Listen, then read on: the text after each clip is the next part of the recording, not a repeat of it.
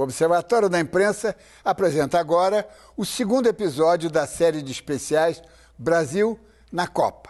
A atualidade e a nossa consciência nos impõem este breve prólogo, muito apropriado, aliás, ao tema desta edição, futebol e política. Os insultos dirigidos à presidente da República na abertura deste Mundial constituem graves afrontas ao próprio país anfitrião e aos valores morais que aqui se pretende cultivar.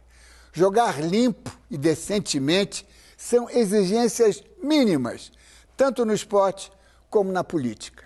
Sem respeito humano, não se avança.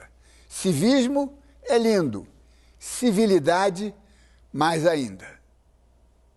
Bem-vindos ao Observatório da Imprensa, nesta edição, Copa do Mundo, e um time de craques com décadas de experiência no jornalismo esportivo e, naturalmente, grande vivência política. Juca Kfouri, Antero Greco e Alberto Helena Júnior.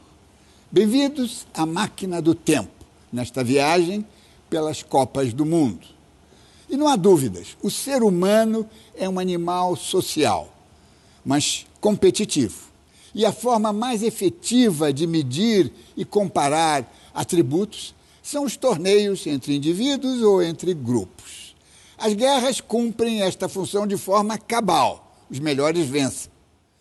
Cansados de matar, os homens inventaram uma simulação.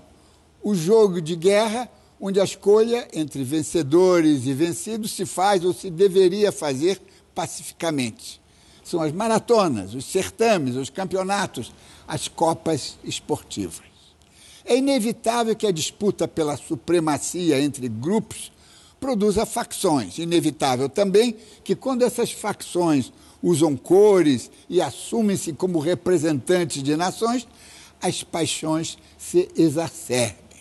No caso do futebol, a perigosa mistura com política e ideologia começou na Copa do Mundo de 1934, há 80 anos, quando o ditador Benito Mussolini, da Itália, resolveu exibir ao mundo as maravilhas produzidas pelo terror fascista. Serviu de inspiração para o seu cúmplice, Adolf Hitler, que em 1936 fez dos Jogos Olímpicos um palanque para exibir com toda a pompa a paranoia da superioridade racial nazista. O nazifascismo, causador da maior catástrofe da humanidade nos últimos anos, foi também o introdutor do elemento antiesportivo no esporte rei.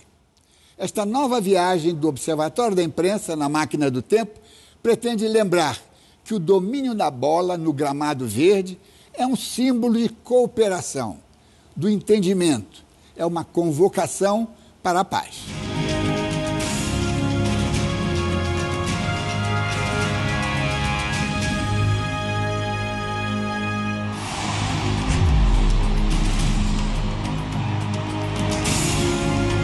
Vivia-se naquela ocasião, naquele país, o auge do fascismo, e Benito Mussolini, o ditador, se aproveitou, sem dúvida alguma, da política para faturar.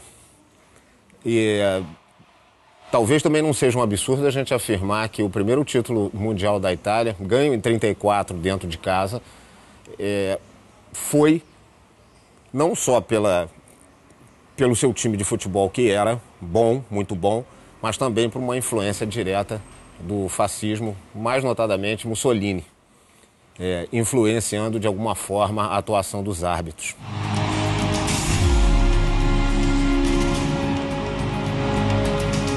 Ele escreve uma coluna chamada Futebol Mulato, onde ele explica para um jornalista estrangeiro que o nosso futebol era diferente, era um futebol dionisíaco, porque era um futebol mulato. E o mulato era cheio de manha, era mais ardiloso, mais irreverente, e ele teria deseuropeanizado, né, o futebol, né, que teria vindo da Europa.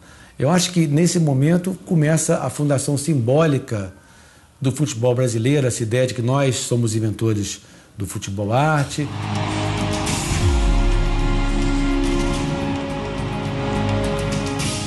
O que teve de interferência na seleção brasileira nessa época foi a colocação de um chefe da delegação que era diretamente ligado à ditadura. Castor de Andrade, que era um banqueiro de bicho, todo mundo sabe disso, acho que até os mais jovens sabem disso, né? Foi chefiando a delegação. Caso Alberto Torres, lateral direito, que depois seria o capitão da seleção de 70, que levantou a Copa em 70, né? Ficou de fora dessa relação. Levaram Fidelis, que era lateral direito do Bangu, porque o Castor era diretamente ligado ao Bangu.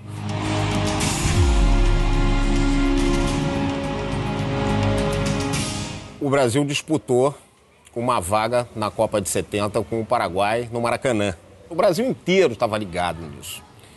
E lá, por trás das cortinas, eles estavam, né, antecipando aquele que seria o período mais encardido da época da ditadura, que começa com as 5. A junta militar que governava o Brasil se reuniu no Palácio Laranjeiras, rasgou a Constituição de 67, que já havia sido promulgada pela ditadura, né, para formalizar uma outra Constituição, na qual todos os preceitos de combate à ditadura foram acirrados.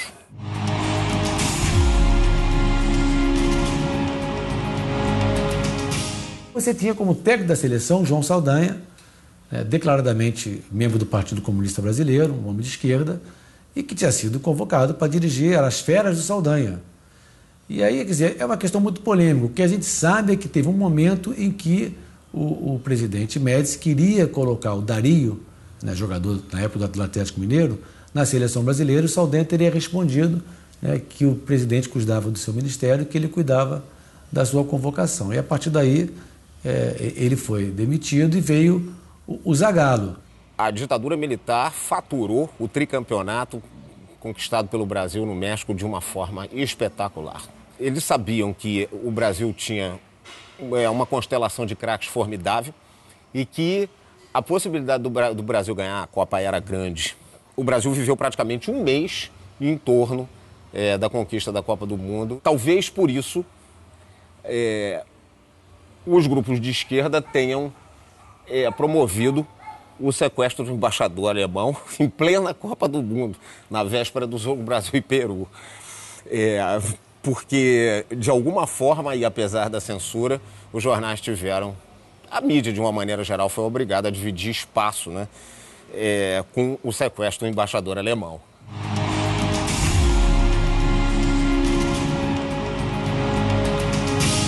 A ditadura militar, ela realmente forjou resultados, mudou o horário do jogo do Brasil e Polônia, que ia ser no mesmo horário da Argentina e Peru, né, para a Argentina saber de quanto precisava ganhar naquele jogo. Então tem fortes suspeitas que houve corrupção, mas não tem provas nenhuma. Então claro que houve um uso político muito grande do regime militar naquele momento. Mas repare, se naquele momento talvez alguns argentinos, uma parcela da população argentina se deixou levar por esse uso político, eu acho que logo depois todo mundo viu que aquilo é um grande engodo. Estamos aqui no estádio do Pacaembu, no Museu do Futebol. Um dos museus mais inteligentes, mais inspiradores, mais bonitos que há no Brasil. E estamos aqui para discutir a história do futebol e a história do futebol e política com esses craques. Mas antes de entrarmos no assunto, eu queria lembrar uma piada sobre futebol e política. Muito antiga, né? Eu sou carioca, como todos sabem, né? E conta-se que lá nos anos 30, mais ou menos, um navio de imigrantes espanhóis estava aportando num domingo no Cais do Porto, do Rio de Janeiro. Os espanhóis iam chegando, vinham morar no Brasil, fugindo da Guerra Civil Espanhola e todas as consequências. E, de repente, passa uma multidão gritando: Botafogo, Botafogo, Botafogo. Aí os espanhóis: al Palácio del Gobierno, al Palácio. Quer dizer... Aí governo se encontra. Aí depois fizeram o negócio. Meu avô certamente estava ali. Seu avô, né? Mas, Juca, como é que você vê esse mix tão perigoso, tão explosivo, não é? Que existe há tanto tempo, né? Desde há 80 anos. Pois é, Diniz, veja que coisa curiosa. De certa maneira, nós estamos vivendo nesse clima de fla-flu que existe no Brasil hoje, em 2014, um clima que se assemelha, eu não diria que chega a ser parecido, mas que se assemelha ao clima que nós vivemos em 70. Hoje você encontra, talvez mais à direita e antes era mais à esquerda, pessoas que dizem que vão torcer contra o Brasil para não jogar água no moinho da Presidência da República, né? Como houve uma esquerda que em 70 dizia que torceria contra o Brasil para não alimentar a ditadura do general Médici. Embora setores da esquerda tenham festejado o primeiro gol da Tchecoslováquia contra o Brasil, o gol do Petras, ficaram perplexos porque eis que o Petras se ajoelhou e fez o nome do padre, um comunista ateu, que não era ateu. Mas essa postura de torcer contra o Brasil não resistiu ao gol de empate do Rivellino, inclusive nos presídios. E se há uma coisa que desde 70 eu sou convencido, é que quanto pior, pior. Não existe essa história do quanto pior, melhor. E que não é a vitória ou a derrota na Copa do Mundo que determina a vida política de um país. O Médici ganhou a Copa, não é lembrado na história brasileira como alguém que fez o bem do país. São lembrados o Tostão, o Pelé, o Gerson, o Rivellino. Não é? O Juscelino Kubitschek e o Jean Goulart, em seus governos, ganharam 2 Copas do Mundo. E ninguém lembra. E nem por isso deixaram de morrer caçados pelo golpe de 64. Então, essa mistura é uma mistura perversa e é uma mistura de quem não acredita no povo, na capacidade de discernimento do povo. Agora, Alberto Helena, tem aí episódios na história das Copas, né, que são episódios políticos, né, que são muito feios, né? Você tem quando a Rússia não quis jogar em Santiago, não é? Porque era o estádio que era um campo de concentração, campo de extermínio, não era nem campo de concentração. Não é? Depois você tem, em seguida, em 78, a Argentina, né, comprou aquela Copa, né, uma coisa horrível, né, porque tinha que justamente atender as massas que estavam... Como é que você vê essa... Aí sim, tem muita política, né? Nós temos uma infinidade de exemplos desse tipo. E 1978 foi a coisa mais vergonhosa do mundo, né? O Cláudio Coutinho, que era técnico da seleção brasileira e era um oficial do Exército, eu me lembro que ele recebeu informações, porque havia uma relação muito grande entre, naquela época da ditadura brasileira, com a seleção brasileira, com o futebol brasileiro, né, que ele recebeu a informação segura via SNI de que aquilo tinha sido armado mesmo, que o time peruano tinha sido comprado, os jogadores tinham sido comprados e tudo mais, tanto é que ele usou aquela expressão que nós aqui a esquerda acabou transformando em piada, mas era uma verdade, que somos os campeões morais, porque terminamos invicto o campeonato e sem ter sendo vítima de um complô meramente político e ideológico, né? No caso de 78, há um livro de um jornalista argentino que prova por A mais B que o Videla foi ao vestiário do Peru, fez lá um discurso bolivariano de solidariedade entre os povos da América, como se o Brasil não fosse. O Brasil fala português, né? O Brasil foi o vitorioso moral 78, né? Mas isso numa Copa conta, né? Quer dizer, eu até, sob as ordens do Juca, uma vez cometi um texto, quando o Brasil perdeu a Copa de 82, eu falei que, às vezes, o derrotado moralmente tem superioridades e precisa ser louvado como superior aos vitoriosos. Você acredita que isso é possível levar para as multidões? Não? Às vezes. Claro que a história é escrita do ponto de vista do vencedor, não é? E do futebol, sobretudo. Mas há seleções que foram derrotadas e que foram consagradas, entraram na mitologia do futebol. A Hungria, de 54, é uma delas. A Holanda, de 74, é outra. que sempre é lembrado como uma seleção que mudou o futebol. O Brasil de 82 também. Tanto que há uma reação de ciúme, de mágoa até, de desconfiança, da gratidão popular do pessoal tetracampeão do mundo de 94. E eles sabem disso. Se referem àquela seleção de 82 como dizendo, são perdedores. Nós ganhamos. E de fato, o Brasil ganhou, teve méritos, etc. Aí não importa a qualidade técnica da competição. Ganhou sem nenhum tipo de desconfiança, né? De falcatrua.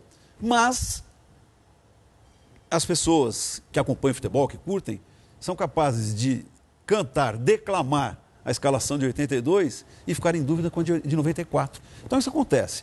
Agora tem uma coisa que a gente fala de 78. Comprou, houve, fizeram. E se o Brasil tivesse feito a parte dele contra a Argentina?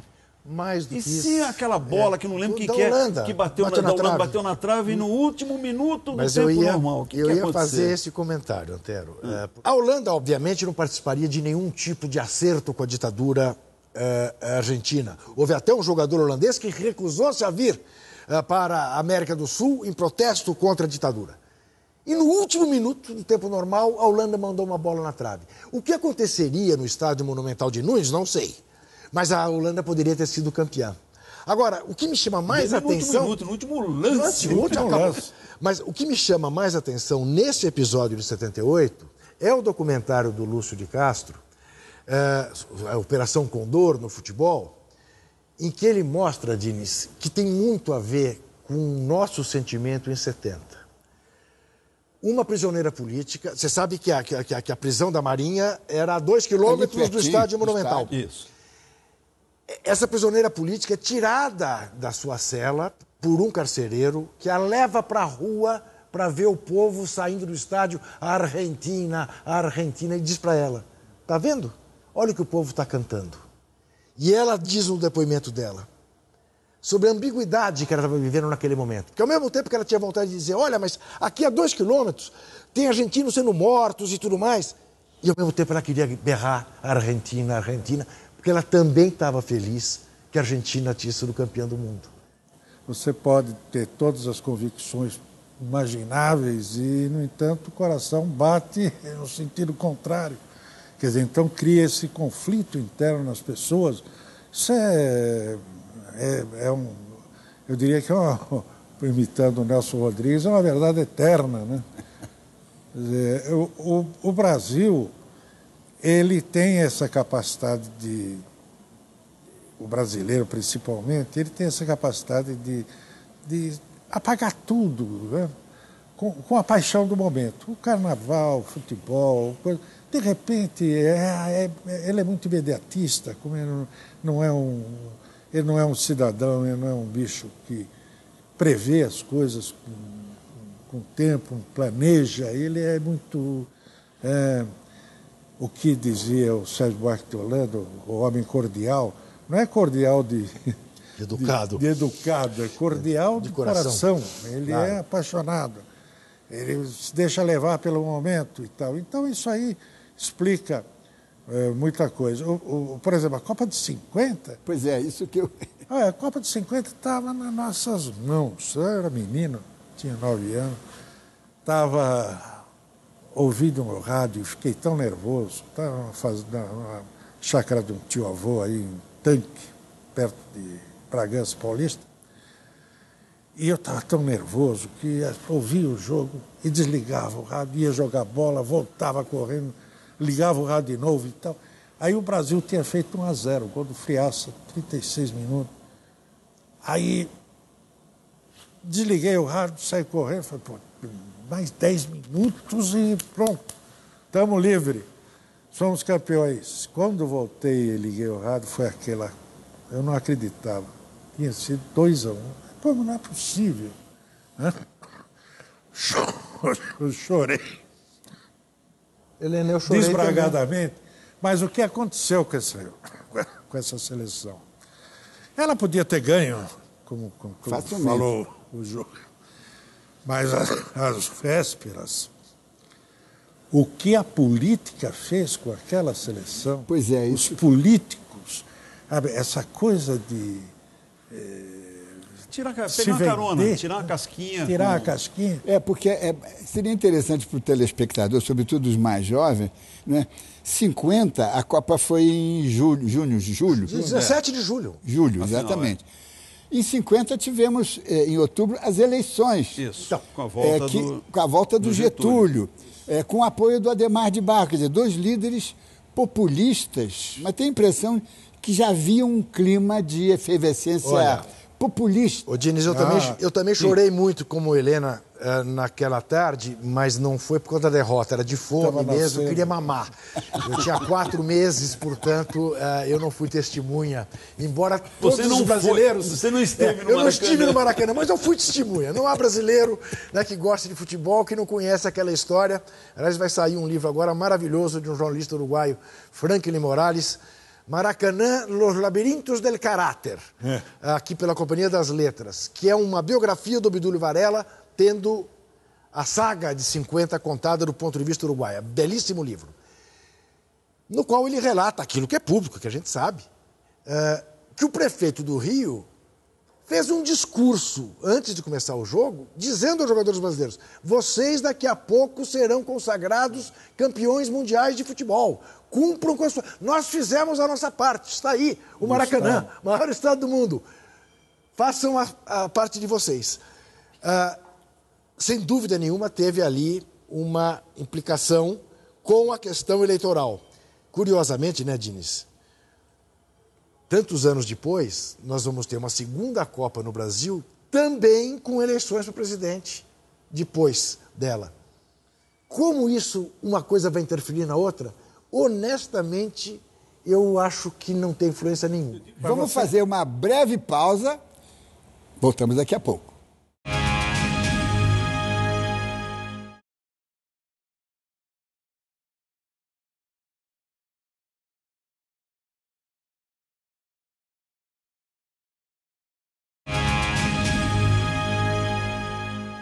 O Observatório da Imprensa está de volta e nesta edição encaramos a interferência política nas Copas do Mundo. Alberto Helena, você está inquieto aí? Não, essa questão do uso político eleitoral do futebol, por exemplo, eu me lembro que em 1976 havia eleição na Federação Paulista de Futebol.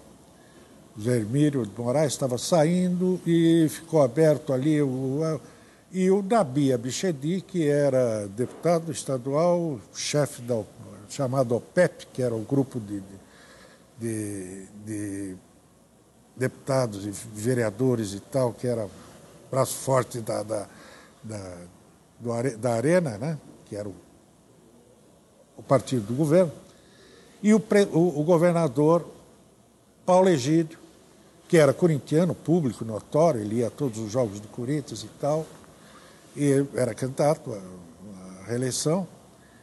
E eu estou indo para o jornal, trabalhava no Jornal da Tarde na época, ouço na Rádio Gazeta, um locutor que era corintiano, o Borba, entrevistando o Simões Neto, que era vereador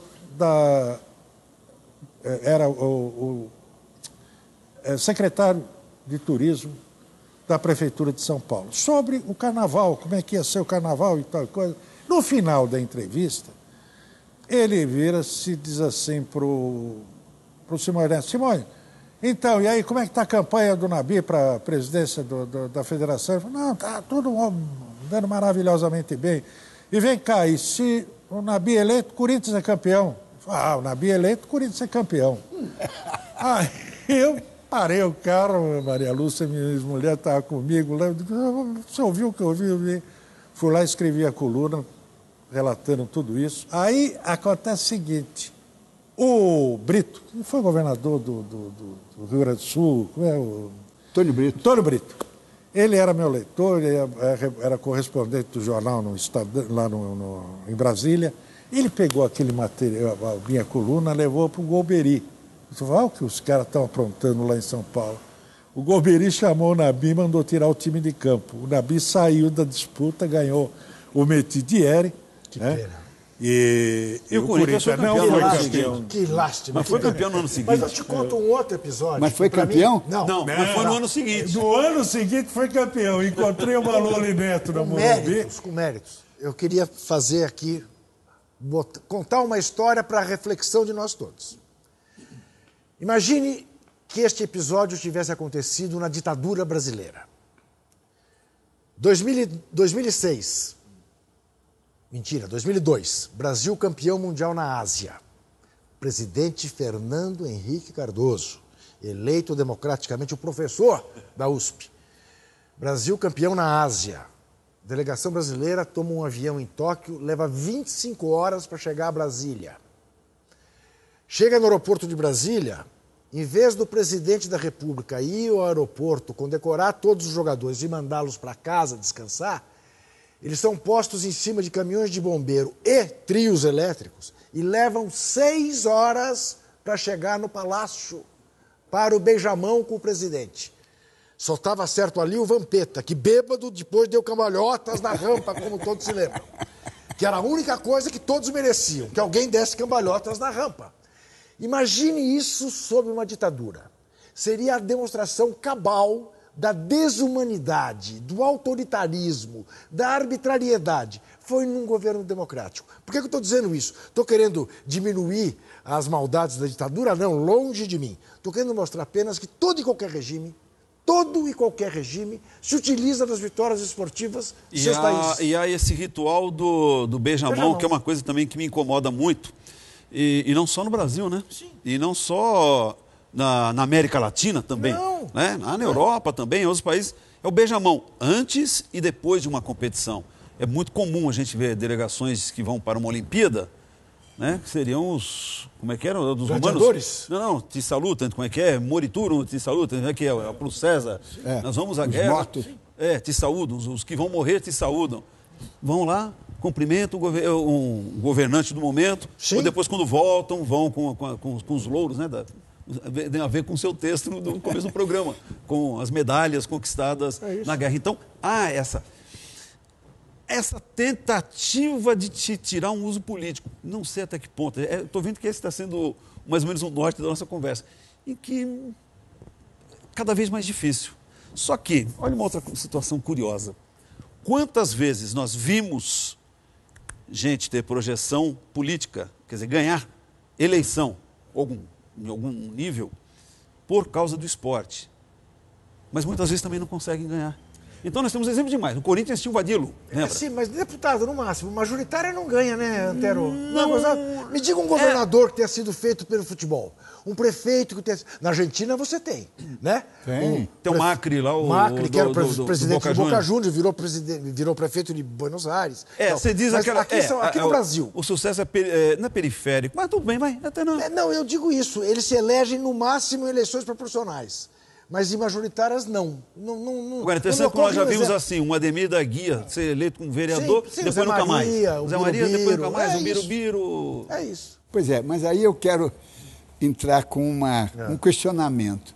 Será que esses abusos políticos, né, do esporte, esse uso abusivo do esporte, da política no esporte, não tem a ver com a cartolagem, com toda a organização mundial, quer dizer, porque a coisa fica nossa muito... cartolagem, ela é o mundo inteiro, né? No mundo inteiro. Não, ela é um retrato até um Diniz, pouco do que é a nossa sociedade. E não pode né? mudar? Diniz, eu diria para você que será das últimas coisas a mudar na face da Terra. A superestrutura do esporte, ela é eu além... acho que a última vai ser a estrutura da barata, né? Ela é além de conservadora, Diniz. Ela é extremamente reacionária, refratária a qualquer tipo de mudança, tremendamente corrompida e corruptora. Da FIFA ao COI. Está nas livrarias... Há uma liga, às vezes, está nas amadora. livrarias um novo livro do Andrew Jennings, né? Um jogo ainda mais sujo.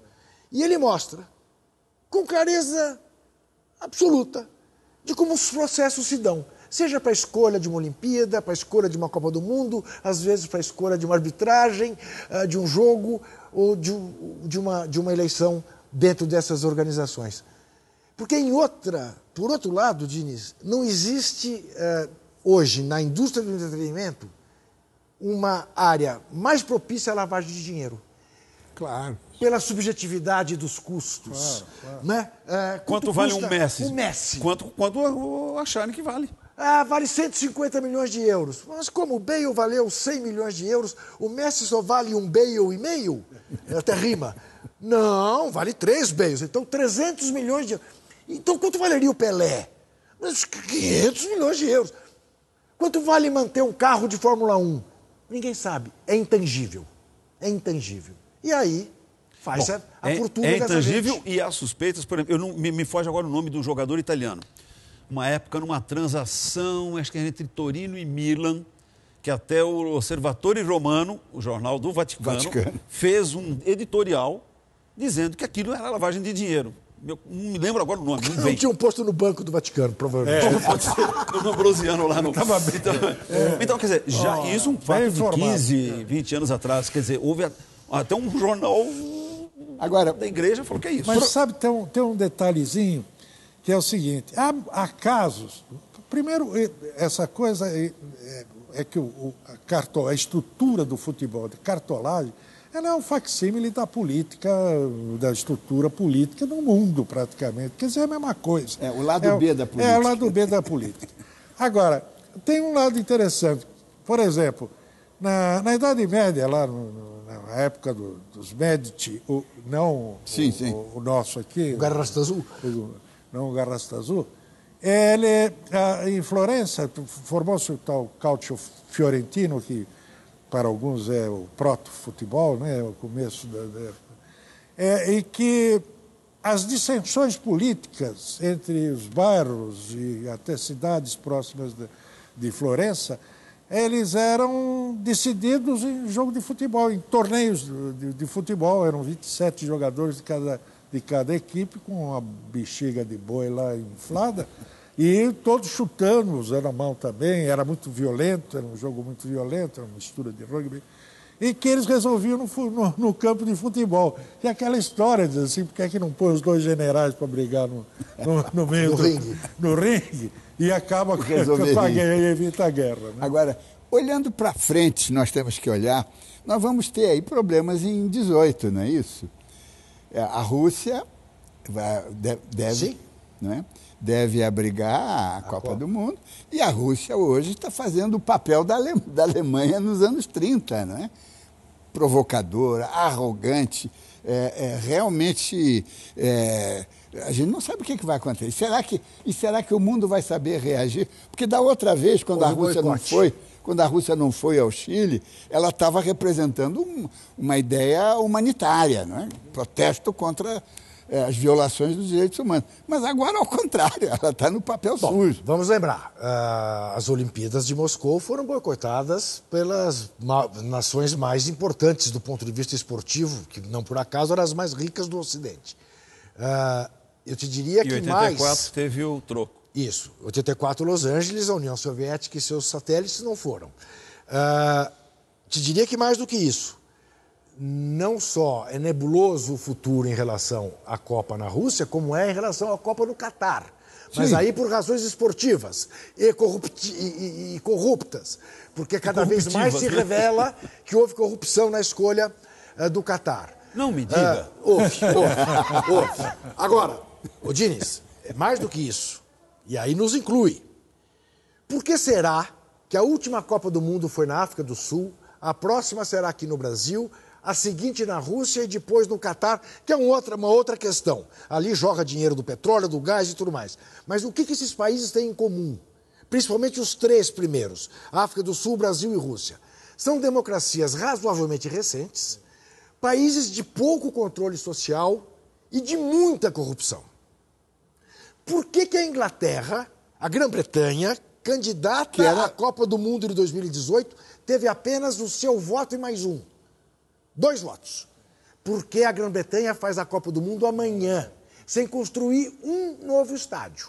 Em Londres, em Manchester, em Liverpool, em Cardiff, faz a Copa do Mundo. Basicamente como fez a Alemanha. Não vai ter comissões, não vai ter obras. O que é uma Copa do Mundo? Porque também este é um aspecto extremamente político da nossa discussão. Uma Copa do Mundo é cada vez mais a repaginação das cidades das cidades-empresa, né? Como se hoje adotou dizer, dane-se o cidadão, a cidade tem que dar lucro, não é isso? E é uma oportunidade para as empreiteiras mandarem nos planos diretores de cada uma dessas cidades, é claro. Não é? E nada mais político do que isso. Nada mais político. E de financiar a campanha, eventualmente. Antes de trazer um assunto quente, vamos fazer um breve intervalo e voltamos já.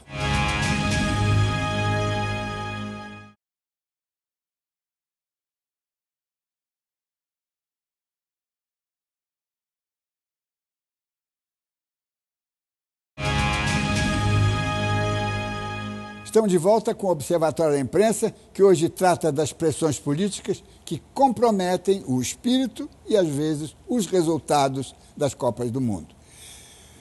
Antero, Juca e Alberto Helena, é a questão que nos diz respeito e um debate que me apaixona, me seduz, não sei se isso vocês compartilham, que é o papel da mídia, né? Quer dizer, a mídia, ela deveria conduzir e muitas vezes ela vai a reboque. Por exemplo, quando a Rússia se recusou aí a prestigiar a ditadura sangrenta do Pinochet, que tinha matado a gente, sabe, ninguém chamou a atenção, porque foi notinha. Não é? Agora mesmo, com o negócio do Catar e da Rússia, a mídia põe isso secundariamente. Agora, se a gente quer mudar um pouco, quer retomar o espírito desportivo, será que a mídia não precisava ser um pouquinho mais... Sim, a gente não pode ver o futebol como um evento dentro das quatro linhas. Jogadores que estão lá jogando, num sistema tático, uma preparação. Ok, isso conta, é muito, claro, é a paixão do futebol.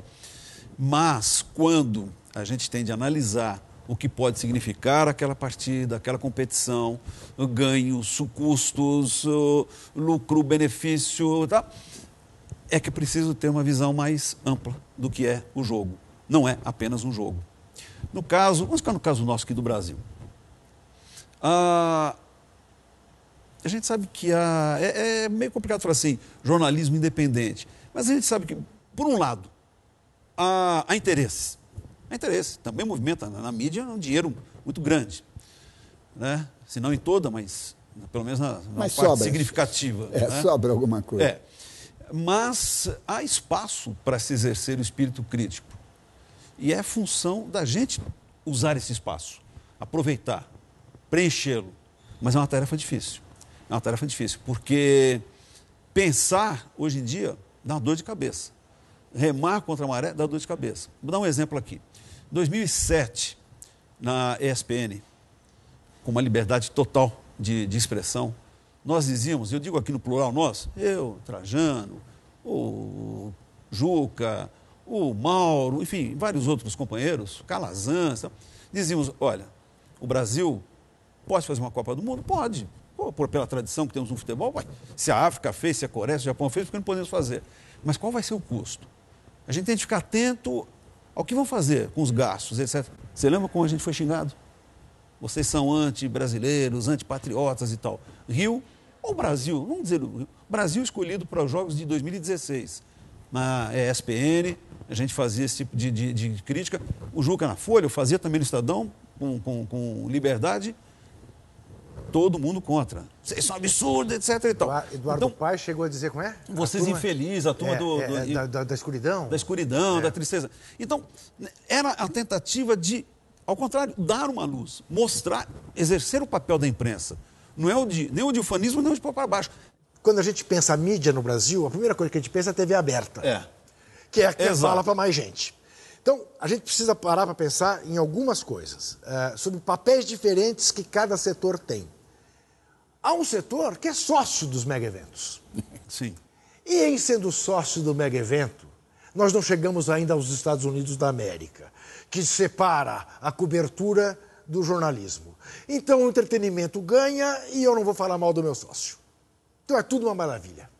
É tudo uma beleza. O que tem de ruim, deixa quieto debaixo do tapete. E aí é curioso, porque até setores da chamada grande imprensa, Estadão, Folha, viram imprensa alternativa. Pois é. Curioso isso, né? Né? Fica pequenininho. ESPN Brasil, uma TVzinha ali de assinatura, né, que fala as coisas, né, uns guerrilheirozinhos, entendeu? É complicado. Agora, você leva o rótulo de cara. Você leva o rótulo. Fracasso maníaco, antipatriota. E eu digo sempre isso. Quando eu critico a Copa do Mundo no Brasil, quando eu critico a Olimpíada no Brasil, eu estou sendo a favor do Brasil, não contra o Brasil. Ao contrário, é só você em casa imaginar o que um cara que tem 40 anos na profissão mais desejaria nessa altura. Ter uma Copa, uma Olimpíada Cobrir aqui, uma um Copa, uma Pan-Americano, Olimpíada no Brasil. Mundial de Evidente, Atletismo, né? de natação. Mas eu não quero passar vergonha. Agora, você batalha sempre muito por uma coisa, provavelmente você tem razão. Tinha que tirar um pouco do caderno de esporte e pôr no primeiro caderno. Porque só chega no caderno de esporte quem quer saber de esporte. E com frequência encontra ali O coisas gramado. que deveriam estar no primeiro. Há uma segregação, mas há muitos e muitos anos, talvez até desde o início da imprensa no Brasil, entre o tal do jornalista esportivo. Que em muitos jornais, né, a seção é sempre colocada no fundo São aqueles da os redação. rapazes barulhentos do esporte. São, Semi-alfabetizados. exatamente, a canalha. Né? Era muito comum ser chamado a canalha. Eram todos... E geralmente eram rapazes que realmente não se interessavam por muita coisa além do jogo. Além em do si. jogo. E os conflitos entre jogadores, técnicos, torcida, essas coisas e tal, aquele mundinho fechado do futebol. Isso aí eu acho que é um grande efeito que aos poucos está sendo eliminado. Hoje a gente percebe que há um arejamento maior, né, do pessoal dessa área. Mas acho também que houve sempre um comportamento do primeiro caderno muito pedante em relação ao futebol, achando que o futebol, assim como o jornalista esportivo não via o futebol como expressão cultural, o tal do jornalista sério também não via o futebol como uma expressão cultural, e sim como uma coisa secundária. Para segundas-feiras. Quando não abjeta, né?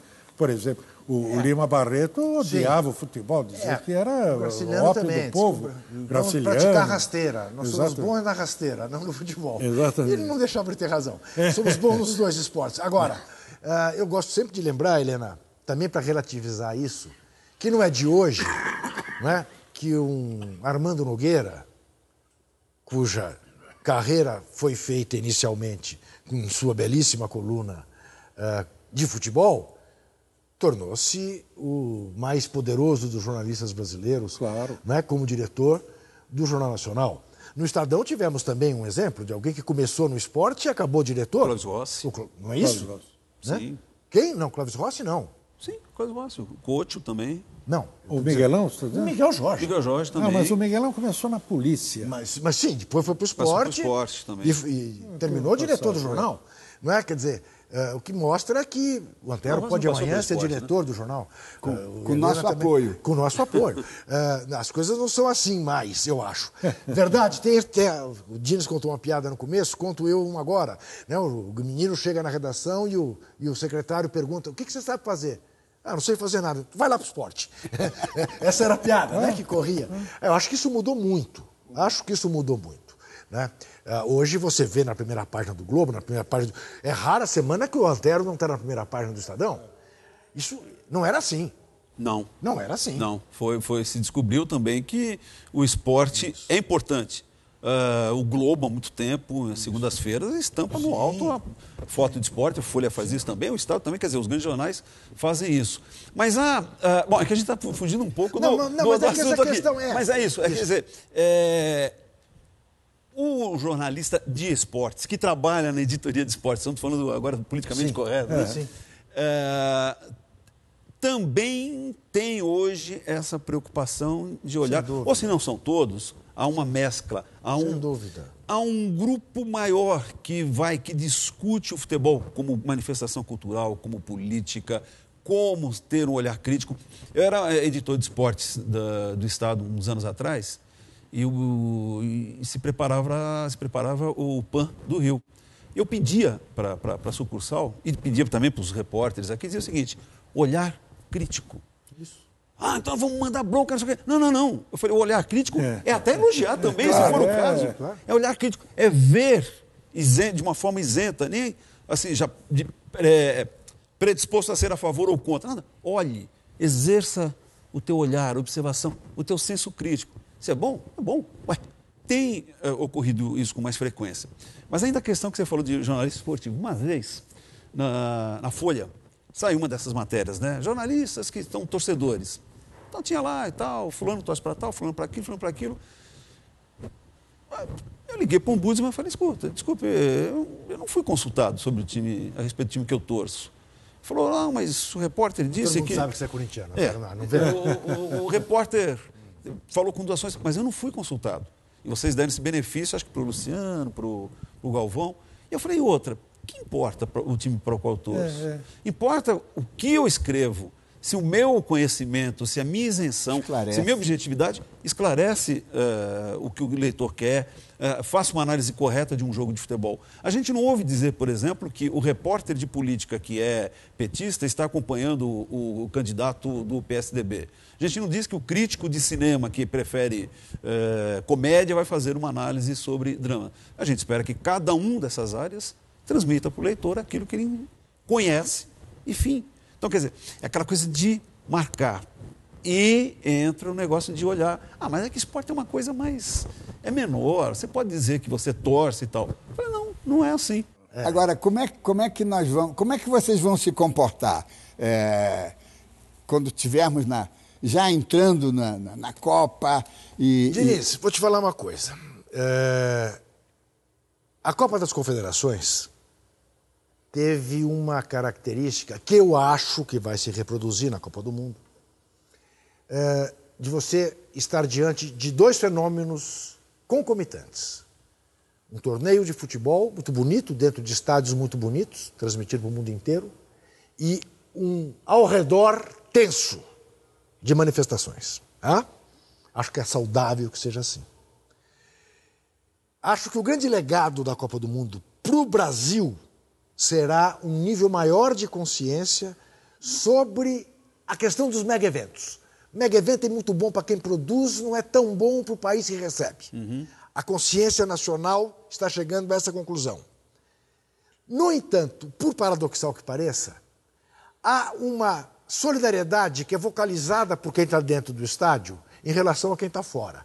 Isso se deu no hino brasileiro a capela como nunca antes, jamais na história desse país. E aquilo foi combustível para a seleção. Eu vou mentir para você se eu disser para você que eu não me comovi. Eu chorei no Maracanã quando a torcida acabou de cantar o hino a capela. Mas aí a gente entra uma coisa, Juca. Não, sim. O estádio transmite emoção. Sim. É emocionante. O Vicente Del Bosque, técnico da Espanha, contou um mês depois numa entrevista que quando acabou o hino, bateu no braço do auxiliar técnico dele e disse: perdemos. Porque não havia o que... Se você olhar, foram 5 jogos na Copa das Confederações, em 4 deles o Brasil fez gol antes do 5º minuto. Porque o time ia... com fome. Dizer pro telespectador em casa que isso não me toca como brasileiro, é mentira, isso me toca como brasileiro. Agora, isso não me levará... Depois você vai ser ufanista, chapa branca... Isso não me levará a ser acrítico. Isso não me levará a dizer que foi pênalti quando não foi. Não. Mas que eu sei que na hora que a Copa começar, eu vou me emocionar com ela, eu sei, e você se emocionou em 82. Eu vou contar aqui uma coisa que a essa altura é segredo, que ninguém mais lembra. Alberto Diniz, na semana seguinte, a queda do Brasil em Sarriá, escreveu, é a chamada de capa de placar, você entra na internet e você achará, tá? Tele Santana para presidente da República. Estou mentindo, Oterta? Não. Por quê? Eu acreditava na superioridade moral dos perdedores. Nesse caso, é verdade. Como o Darcy Ribeiro, eu me orgulho das minhas derrotas. É verdade. Mas aí que está. E é um outro. Como foi do exercício do senso crítico, não é também pecado emocionar-se com o futebol. Não é um desdouro, não é uma coisa feia. Né? E estádio emociona. É interessante como é bom ir ao estádio. Sim. Pena que não se possa ir tanto ao estádio. Esse aqui, por exemplo, onde nós estamos, é um estádio maravilhoso, ele tem alma. Né? E que ironia, né? Antero vai virar elefante branco. Você tem Estamos esperança... construindo 4, 5 elefantes brancos. Mas eu tenho a impressão que esse ainda não vai virar. Mas um estádio a gente sente...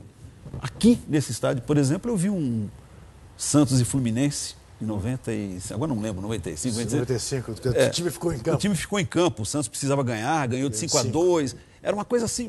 Então você sente aquela coisa subir no estádio. Ou a final de 77... No Morumbi, quer dizer, independentemente do time para o qual se torce. É uma coisa linda, né? Aquilo que sai do estádio. Então, claro, é uma seleção brasileira. Jogar bem, venceu de uma maneira limpa. E a emoção também é importante que a gente passe emoção. Né? Sem problemas. Sem problemas, claro. Não se está vendendo a alma por causa da emoção. Isso distingue a cobertura esportiva também. Tem um aspecto de emoção na cobertura esportiva que você não pode prescindir dela. Também porque não. aí fica gelado. Aí deixa de ser esporte. Pois é.